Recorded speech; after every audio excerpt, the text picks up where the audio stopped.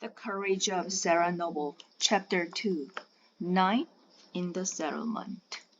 The next night was quite different.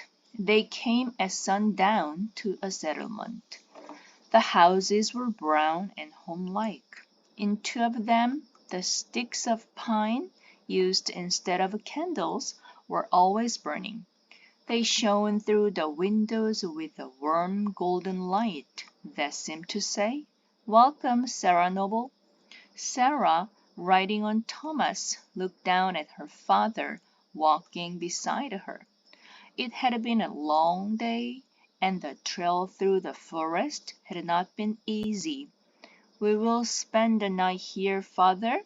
"Yes," said her father, "and you will sleep safely in a warm house."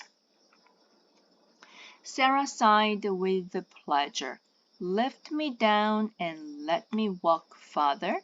Poor Thomas carries so much, he should not carry me too far."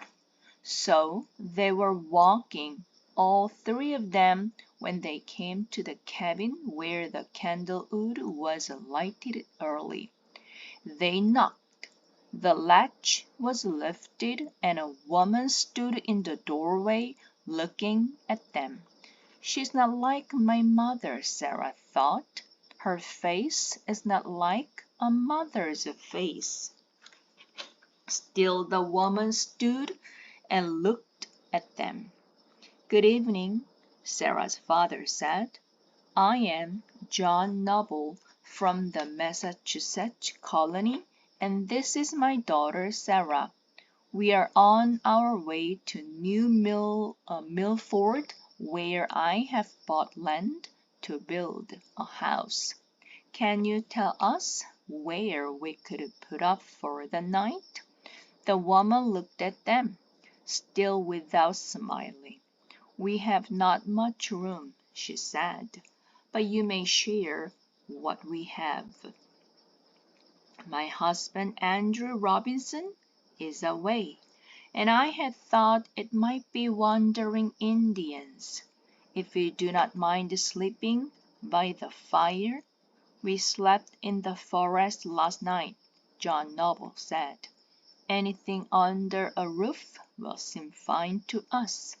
So they went in, and Sarah saw the children who were in the house. There were 4 of them,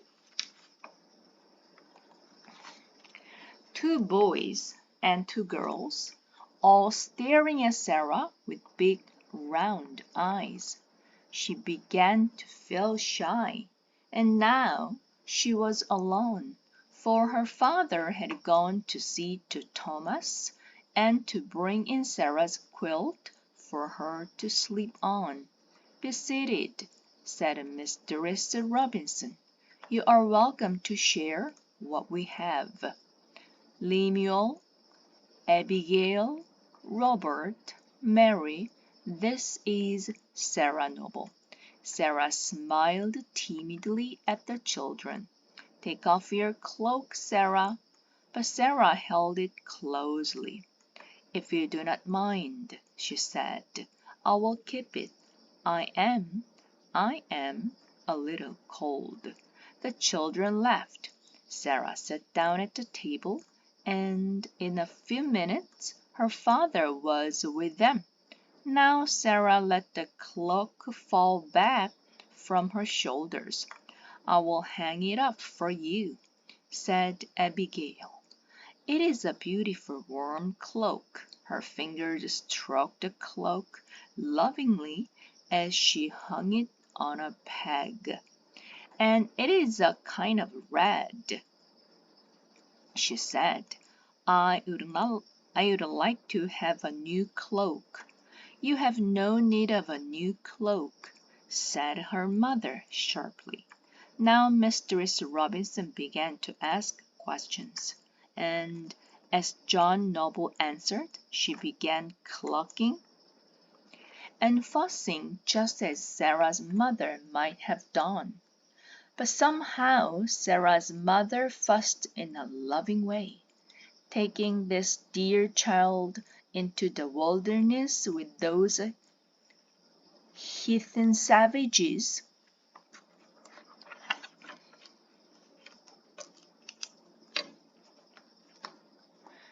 And she not more than 7, 8, said Sarah, though my mother says I am not tall for my age.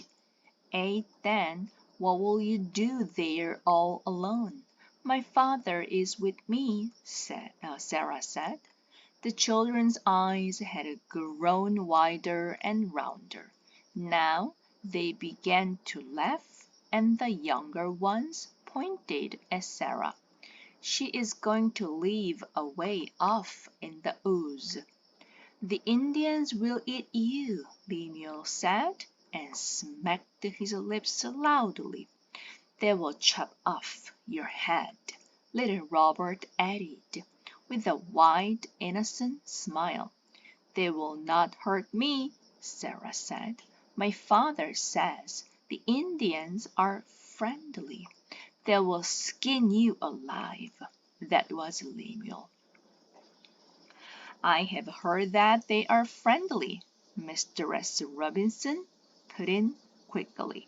The man who bought the land gave them a fair price, and promised that they might keep their right to fish in the great river, said John Noble. They will chop off your head, said Robert, and made chopping motions with his hand. Sarah felt a little sick. This was worse than wolves in the night. Her brothers were not like these boys, and she had heard about Indians. Perhaps these Indians had changed their mind about being friendly. She was glad when the children went to bed, all except Abigail, who spoke gently. Don't mind the boys, Abigail whispered. They tease. But Sarah didn't mind. If Stephen were with them, these boys would not dare to tease her, she thought.